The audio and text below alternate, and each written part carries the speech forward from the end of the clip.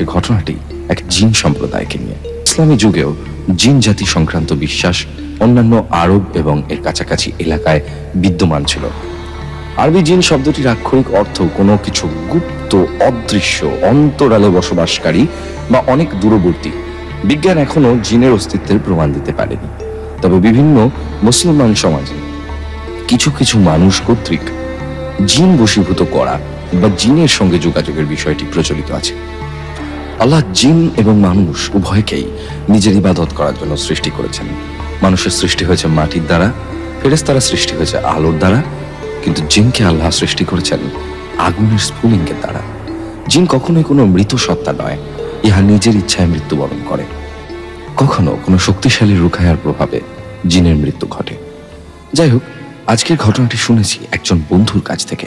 বন্ধুর নাম এবং তার পরিচয় দেওয়া নিষেধাজ্ঞার কারণে গোপন রাখলাম।